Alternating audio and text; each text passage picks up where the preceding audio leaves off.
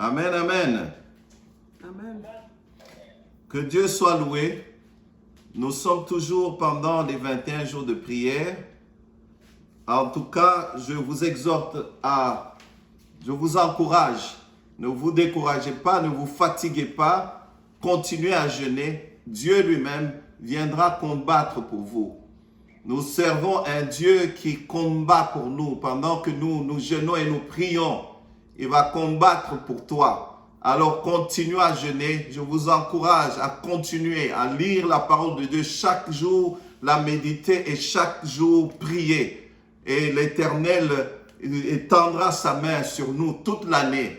Nous lui confions l'année. Quand nous le reconnaissons dans toutes nos voies, il aplani nos sentiers. Amen, amen. Amen.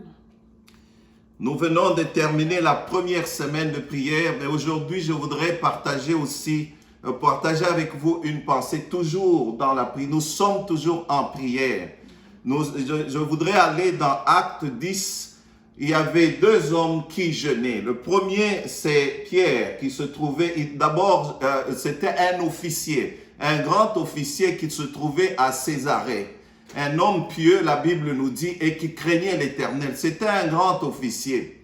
Il était en train de jeûner pour connaître la volonté de Dieu. Bien-aimé, il était devant Dieu. Soyons devant Dieu. Pendant le jeûne, nous sommes devant Dieu pour expérimenter sa main, pour entendre sa voix, expérimenter sa main, pour entendre ce que Dieu a ordonné pour nous, pour nos nations, pour nos familles et pour nos églises. Quand nous jeûnons, nous sommes devant Dieu pour entendre ce qu'il a ordonné pour nous. Nous voulons connaître la volonté de Dieu pour nos vies. Nous sommes donc devant Dieu, car en toute nation, pour ceux qui le craignent et qui pratiquent la justice, ils sont agréables à notre Dieu. Voilà cet homme, la Bible nous dit qu'il était pieux, agréable à Dieu et qui craignait Dieu. Il était en train de jeûner et de prier. Et Dieu lui a donné une vision claire. L'ange est entré dans sa maison. L'ange l'appelle par son nom. Bien-aimé, Dieu nous connaît chacun par son nom. Le nombre de nos cheveux sont comptés par lui. Quand tu pries, il entend. La Bible nous dit que du haut des cieux, notre Dieu abaisse. Lui qui a créé les yeux, ne verrait-il pas? Lui qui a créé les oreilles, n'entendrait-il pas? Amen, amen. Il était en train de jeûner. L'ange entre et l'appelle. L'ange l'a appelé par son nom. Il dit, Corneille. Et il a répondu. Il a dit, qui a-t-il, Seigneur? Alors l'ange lui dit, tes prières et tes aumônes sont montées devant l'Éternel. Quelle joie, bien-aimé. Quand nous jeûnons, nous prions sincèrement, comme le veut le jour du jeûne, nos prières et nos aumônes montent devant l'Éternel. Alors, Dieu lui donne une vision claire. Il voit l'ange qui entre, qui lui dit, qui le rassure que tes prières et tes aumônes sont montées devant l'Éternel. Alors, envoie maintenant chercher Pierre à Joppé.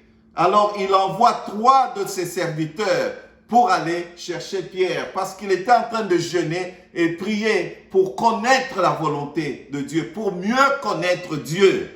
Alors, de l'autre côté aussi, Pierre était en train de prier, bien-aimé, et de jeûner. Dieu lui donne à lui aussi une vision claire. Il a donné à Corneille une vision claire, et Pierre qui jeûnait et priait aussi, Dieu lui donne une vision très claire. Et quand il se lève, Dieu lui dit, 3 personnes sont devant ta porte, va avec eux. Et Pierre se lève, bien-aimé, et il va. Et quand il arrive, il entre dans la maison de Corneille. Corneille le reçoit et Corneille lui dit, nous sommes devant Dieu pour entendre ce que Dieu a ordonné. Amen, amen. Quand un homme de Dieu veut parler, quand un homme de Dieu arrive, c'est devant Dieu que vous êtes, même pas devant les hommes. Corneille a si bien dit, nous voici, nous sommes devant Dieu pour entendre ce que Dieu a ordonné parce qu'il avait prié. Dieu lui a donné une vision. Il savait que l'homme qui venait de la part de Dieu et qu'il avait un message de la part de Dieu. Alors il dit, nous sommes devant Dieu pour entendre. Et Pierre va ouvrir sa bouche bien-aimée pour proclamer l'évangile de Jésus-Christ ressuscité d'entre les morts, qui est assis à la droite du Père, qui intercède pour nous. Et pendant que Pierre parlait, bien-aimé, le Saint-Esprit est descendu sur tous les païens qui étaient là et qui entendaient l'évangile prêché. Le Saint-Esprit est descendu. Pierre lui-même était étonné de ce que le Saint-Esprit est descendu sur tous ceux qui étaient là. Bien-aimés, voilà ce que je voulais partager avec vous aujourd'hui. Ne nous décourageons pas. Continuons à prier plutôt. Dieu a entendu tes prières. Dieu, je prie en ce moment et demande que Dieu te révèle, te donne une vision. Parce que ce jour-là, l'évangile a été prêché pour la première fois. Tous les païens qui étaient là, et ils ont même reçu le rempli du Saint-Esprit. Et Pierre les a baptisés, bien-aimés. Amen, amen. Et ma prière pendant ce temps de jeûne, parce que nous sommes en train de prier, je ne veux pas beaucoup parler, c'est que Dieu nous donne à nous éclaircisse, nous donne des visions claires sur ce qu'il a ordonné, ce qu'il veut, comme nous avons prié au début aujourd'hui pendant le culte. Quelle est la volonté de Dieu pour notre vie avant d'amener tout ce que nous avons comme intention? Que Dieu puisse nous donner des visions claires, nous parler en d'autres termes, nous révéler sa volonté. Voilà ma prière en ce moment. Je prie, bien-aimé, mon frère, ma soeur, que Dieu entende des prières et que Dieu répande sur toi en ce moment toute sa grâce et qu'il te révèle, qu'il te donne une vision claire, qu'il te parle. Deuxièmement, je prie pour que la puissance du Saint-Esprit descende sur toi et que tu expérimentes la délivrance. Parce que ces gens qui étaient des païens, leurs yeux se sont ouverts, bien-aimés, et ils ont connu le Seigneur.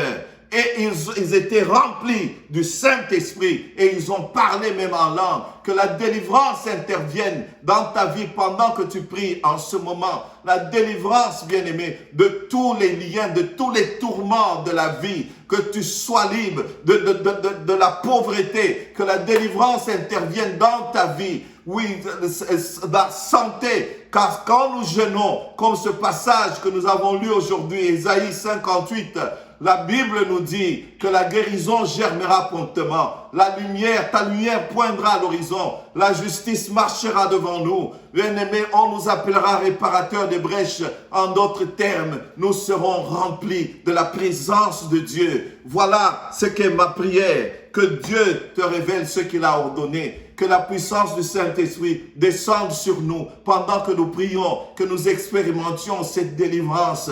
Car si le Fils vous a franchi, vous serez réellement libre. Libre, nous avons besoin de Dieu pour marcher cette année. Nous marcher dans toute la lumière, dans toute la vérité. Quand il passe au-devant de nous, il nous montre les voies que nous devons choisir. Son amitié est avec ceux qui le craignent. Il leur montre les voies qu'ils doivent choisir. Amen, amen.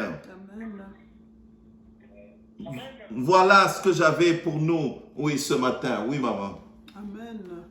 Oui, que Dieu entende nos prières, que Dieu se souvienne de ce que nous sommes. Amen.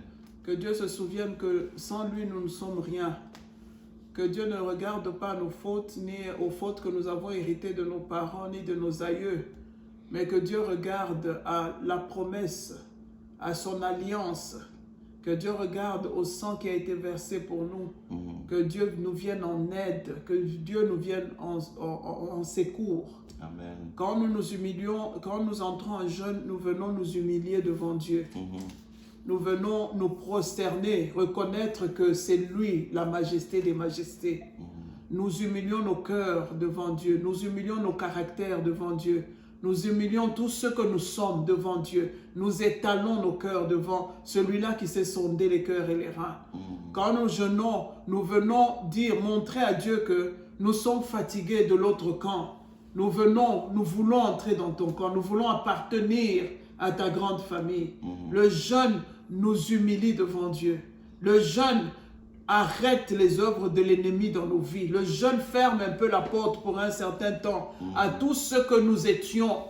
Et le jeûne nous montre seulement la gloire de Dieu. Parce que nous sommes en sa présence, nous sommes en prière, nous sommes en train de parler à celui-là qui nous a créés. Et nous sommes en train de l'écouter parce qu'il a aussi à nous dire. Amen. Nous n'avons pas que des doléances, nous avons aussi l'écoute. Nous devons aussi nous taire à un certain moment, reconnaître qu'il est Seigneur et l'écouter, prendre le temps d'écouter sa volonté. Comment nous saurons sa volonté si nous ne l'écoutons pas? Le temps où nous devons lire la parole de Dieu, entrer en profondeur. Je sais que les États-Unis ou l'Europe, je ne sais pas, nous rendent très busy. Mais bien aimé, il y a un temps pour arrêter et regarder à celui-là qui nous a créés. Amen. Comme nous partageons avec les enfants hier, tout ce que nous courons après, tout ce que nous cherchons là, n'est que vanité. C'est des choses au fait que l'ennemi est en train de nous montrer pour nous distraire à ce qui est normal à nous de faire. L'ennemi te dit, voilà des diplômes que tu dois avoir, voilà des boulots que tu dois faire, voilà. Et nous voilà en train de courir tous les jours. Amen. Soyons comme des vrais enfants de Dieu. Il y a un temps pour s'arrêter et dire, tu sais quoi, laisse-moi aller me ressourcer.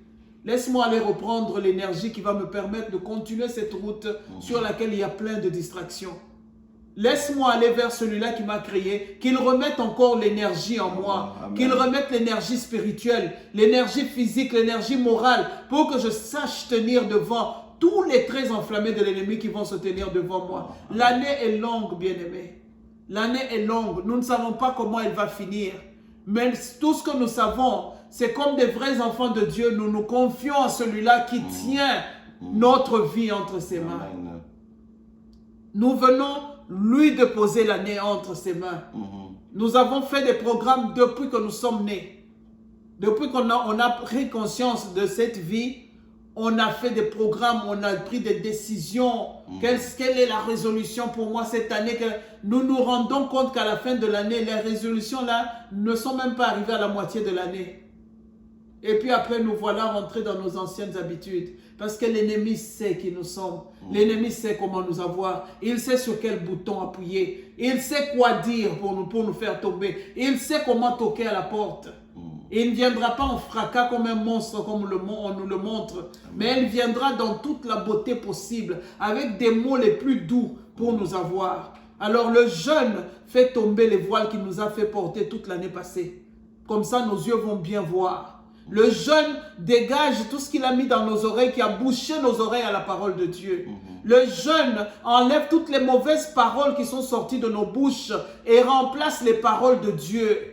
Le jeûne sanctifie nos cœurs. Le jeûne nous rend purs, acceptables devant notre Dieu. Voilà pourquoi nous sommes en présence de Dieu. Amen.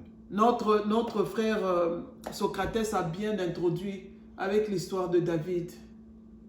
Ce que j'ai retenu de cette histoire-là, c'est que notre Dieu ne condamne pas comme l'être humain condamne. Lui qui sonde les cœurs, il sait voir des profondeurs du cœur et il sait savoir si ce péché-là, tu l'as commis de toi-même ou si quelque chose t'a poussé à le faire.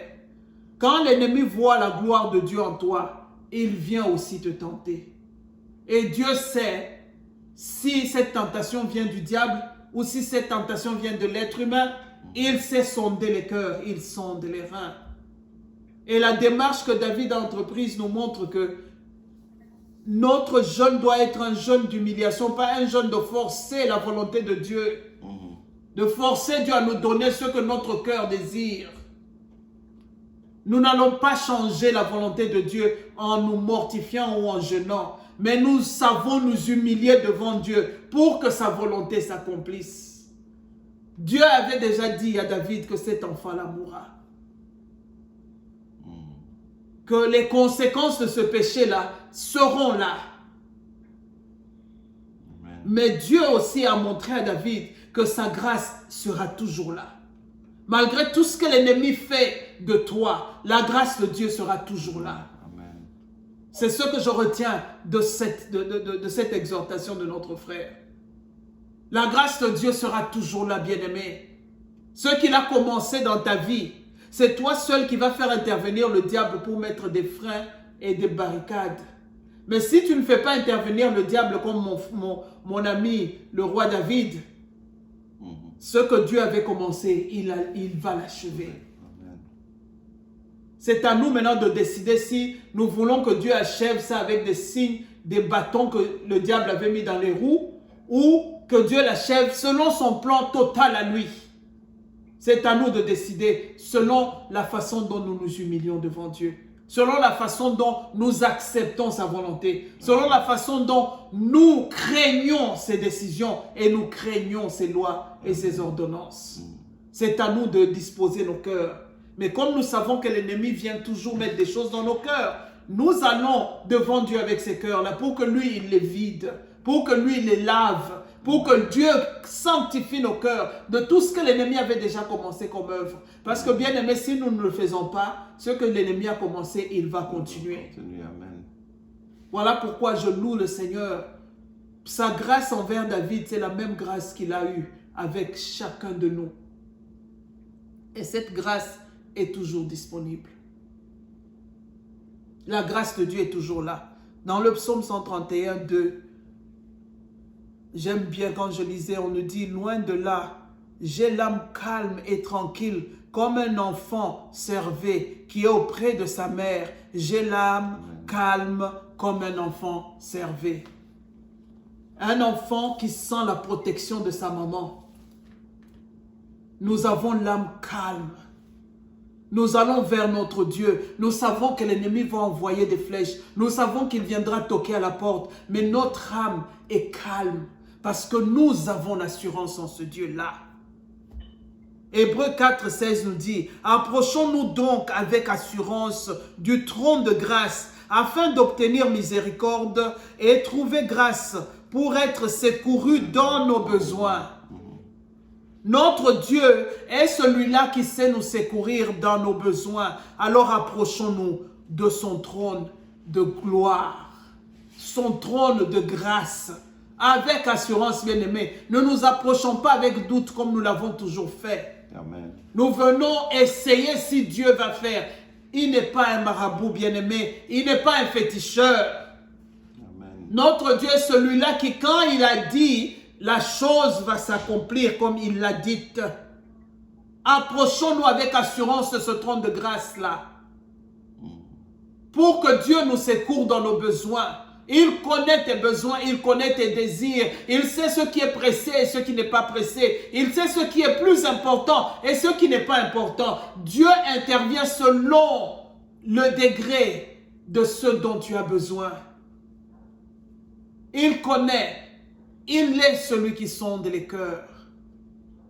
Approchons-nous de lui avec assurance, bien-aimés. Ayons l'assurance que le Dieu que nous avons invoqué nous a entendus et qu'il va exaucer. Dans Nombre 6, 24 à 26, la Bible nous dit que l'Éternel te bénisse et qu'il te garde. Que l'Éternel fasse luire sa face sur toi et qu'il t'accorde sa grâce. Que l'Éternel tourne sa face vers toi et qu'il te donne la paix. Que notre Dieu tourne sa face vers nous, qu'il nous accorde la paix. Les tourments viennent enlever la paix. Quand la paix est partie, nous perdons la foi. Nous ne savons plus sur quel pied danser. Nous ne savons plus sur qui s'appuyer et comment s'appuyer sur Dieu. Nous sommes perdus quand nous perdons la paix. Que la grâce de Dieu vienne nous redonner la paix. Ça, c'est le désir profond de mon cœur pendant ce jeûne. Que Dieu nous accorde une paix que le monde ne donne pas. Une paix que l'argent ne peut pas donner. Une paix que même les amitiés sur qui nous comptons ne peuvent pas nous donner.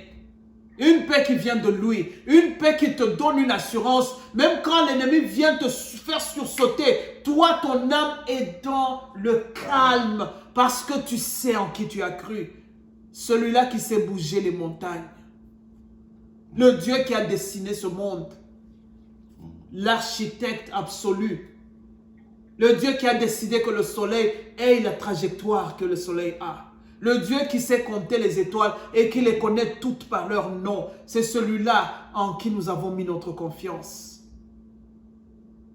Celui qui sait venir quand l'ennemi a éteint le cœur qui battait et dire à ce cœur, recommence à battre, et le cœur recommence à battre. Celui qui sait redonner la vie. Nous nous confions à lui de tout notre cœur. Nous avons essayé de compter sur les hommes, nous avons été déçus. Amen. Nous avons essayé de compter sur nos propres forces, sur notre argent, sur tous nos biens. Nous avons été déçus parce que le monde décevra toujours. Alors maintenant, prenons la décision de compter sur Dieu. Le temps passe. Nous avons un temps bien déterminé dans ce monde. C'est Dieu qui est éternel, bien-aimé. Nous avons essayé de jouer aux jeunes parce qu'il y a le sang qui pompait dans nos veines avec force. Mais quand nous regardons derrière, nous réalisons que le temps est en train de passer, bien-aimé. Nous avançons en âge. Nous sommes en train d'aller vers la fin. C'est le moment de poser et de regarder à celui-là qui a dit, depuis que nous étions enfants, venez à moi, vous tous qui êtes fatigués et chargés, je vous donnerai du repos. Nous avons minimisé cela. Nous avons essayé de compter sur nous, de compter sur nos forces, sur nos savoirs, sur nos biens. Mais il est éternel, il est très patient. Il sait comment Abraham avait fini. Il sait comment Daniel avait fini. Il sait comment le roi David avait fini. Ce que nous, on ne sait pas, c'est qu'il a connu ces expériences avec nos aïeux dans la foi. Dieu est passé par là avec tout ce monde-là. Alors quand nous sommes en train de faire des fiers là, il nous regarde parce qu'il a connu ça avec Abraham, il a connu ça avec Daniel, il a connu ça avec David, il a connu ça avec Pierre, Paul. Dieu a connu toutes ces expériences-là, alors il nous regarde. C'est à nous de lire l'histoire des enfants de Dieu et savoir quand il faut s'arrêter et rentrer vers Dieu. Rentrons vers ce Dieu-là, bien-aimé, pendant ce temps. Il a les mains grandement ouvertes, les bras ouverts vers nous. Il attend seulement qu'on le reconnaisse, qu'on se jette dans ses bras et qu'on atteigne ce dont nos cœurs ont besoin. La paix, l'assurance, la joie, l'abondance en Jésus-Christ. Parce que c'est parmi ses promesses. Il n'a pas dit venez à moi et soyez pauvres. Il a promis l'abondance. Et il a dit ne vous inquiétez de rien parce que le lendemain lui appartient. L'or et l'argent lui appartiennent. C'est lui qui a décidé que l'or existe. C'est lui qui sait intervenir. Il sait mettre la nourriture sur ta table. Nous nous battons parce que pour nous, quand nous manquons, c'est une humiliation. Qu'est-ce que le monde dira? Mais les grands dans la foi sont passés par là. Mais ils ont terminé leur course sur cette terre dans la gloire. Et c'est tout ce que nous devons retenir, bien-aimés. La gloire de Dieu est disponible. Sa grâce est là. Alors saisissons-la, marchons avec foi. Marchons avec foi. Montrons à l'ennemi que nous ne serons plus jamais de son camp. Quand il revient avec ses anciennes habitudes, on lui dit que ça c'était hier. Maintenant c'est aujourd'hui. Et l'avenir est en train de venir entre les mains de mon Dieu. Tu n'as plus d'effet dans cet avenir-là. Tu n'as plus d'accès dans mon avenir. Tu avais accès dans mon passé. La porte est fermée par le sang de l'agneau. Comme le chant nous dit, quand l'ennemi vient toquer à ma porte est scellée par le sang de l'agneau. Quand l'ennemi vient me dicter des pensées, mes pensées sont scellées par le sang de l'agneau. Quand l'ennemi vient me dicter des sentiments, des émotions, mon cœur est scellé par le sang de l'agneau. Tu ne viendras plus avec tes négativités, avec tes méchancetés, avec tes rancunes, avec tes remords. La porte est scellée par le sang de l'agneau. Désormais, nous marchons avec Jésus.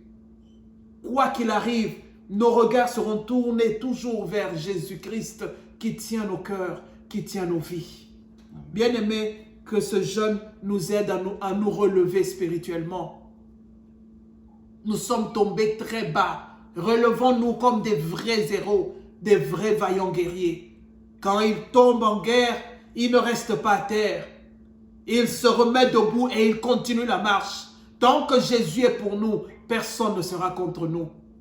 Marchons avec assurance dans la grâce et dans l'abondance avec notre Dieu, parce que nous ne manquerons de rien. C'est sa promesse.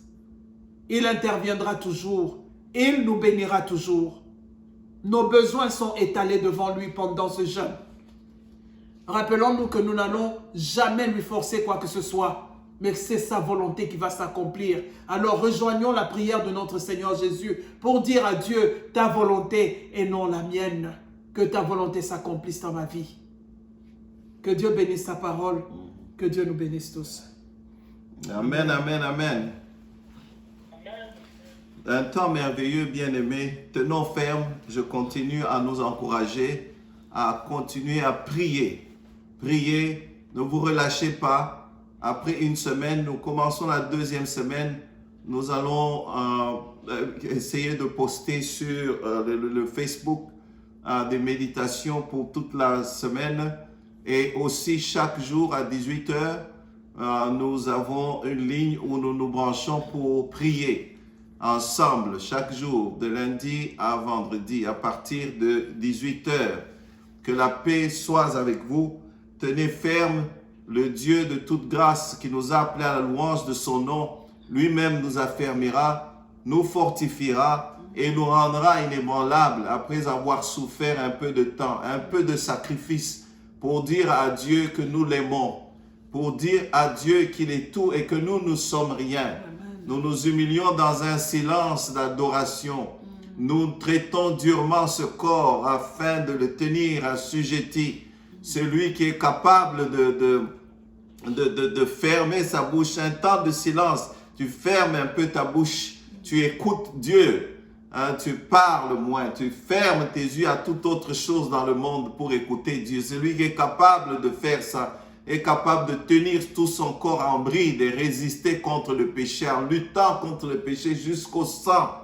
Nous nous humilions devant notre Dieu pour recevoir grâce, miséricorde, être puissamment soutenus dans tous nos besoins. Retenez, si nous le reconnaissons dans toutes nos voies, il aplanira nos sentiers. Donc toute l'année sera entre les mains du Seigneur, qu'il vente, qu'il pleuve, qu'il neige. Le jour tout comme la nuit, il est Dieu, il ne change pas. Amen, amen. Ata mabele fungwami bipai na telemi na kobanga te. Oya siminga za makasi kombo na ye Yesu Christ. Son nom c'est Jésus. Et oui, son nom c'est Jésus. C'est lui qui demeure sous l'abri du Très-Haut. Repose à l'ombre du Tout-Puissant. Allons sous l'abri du Très-Haut. Courons vers lui. Il enverra ses anges. Ils nous garderont dans toutes nos voies. Même si les temps sont difficiles, avec notre Dieu, les temps sont favorables. Parce que tout don parfait, toute grâce excellente ne descend que de chez lui, le Père de lumière, chez qui il n'y a ni ombre de variation, ni changement. Il guérit les malades, il ressuscite même les morts. Rien ne lui est impossible. Comme maman l'a si bien dit, nous sommes tombés si bas. Le monde déçoit, les hommes déçoivent, nous-mêmes. Bien-aimés, nous sommes attachés au monde. L'amour du monde est inimitié contre Dieu. Facilement, nous oublions de marcher par la foi à cause de train de vie quotidien, bien-aimés. Voilà pourquoi les 21 jours sont si importants. Nous nous soustrayons, nous nous éloignons un peu de ce train de vie pour aller en face de celui qui a des choses à ordonner, comme il a ordonné pour ce peuple païen. Réveiller un homme de Dieu, lui montrer une vision claire. Il dit, même ces païens-là sont mes enfants. Nous sommes ses enfants. Il dit, va leur annoncer la parole de Dieu. Et quand il a commencé seulement à parler, quand ils ont entendu seulement la voix de Dieu, la délivrance est intervenue dans leur vie. Dispose-toi seulement et écoute cette voix de Dieu. Tu verras, les choses vont changer dans ta vie. Cette maladie va s'arrêter au nom de Jésus-Christ. Les malédictions, nomme-les. Ils vont s'arrêter au nom de Jésus. C'est parce que nous nous éloignons de Dieu. Mais quand nous nous approchons de lui, cette lumière-là, ce feu-là, quand il s'allume, il brûle dans nos cœurs et nos cœurs sont remplis. Comme Anémolo te disait, comment pourrais-je contenir ce torrent qui déverse tant d'amour dans mon cœur, qui me fait chanter sa gloire et sa louange. Mon cœur rempli de cet amour saint célèbre le roi qui vit à jamais, afin que nos cœurs soient remplis de cet amour saint. Que nos cœurs brûlent maintenant de la soif de notre Dieu, de la faim de le lire, des premiers amours, que nous revenions parce que c'est ça que nous sommes. Nous sommes des pierres vivantes, des sacerdoces royales. Que la paix du Seigneur soit avec nous tous. Prie mon frère, prie ma soeur, ne te relâche pas. Réveille-toi le matin, prie. À midi, prie et le soir, prie. Le Seigneur entend. La Bible nous dit ici que Corneille était en train de prier. Il y avait beaucoup de gens chez lui. Comme nous le faisons en ce moment, nous prions ensemble. Et Dieu est venu lui dire par un ange, que Dieu envoie un ange maintenant te parler, que Dieu te donne une vision en ce moment, mon frère et ma soeur, au nom de Jésus-Christ, pour te révéler ces choses cachées dont il a besoin cette année, que tu embrasses. Amen, amen. Alors, prions maintenant pendant quelques minutes et nous allons continuer à prier dans nos maisons. Et nous nous retrouvons lundi à 18h. Prions ensemble.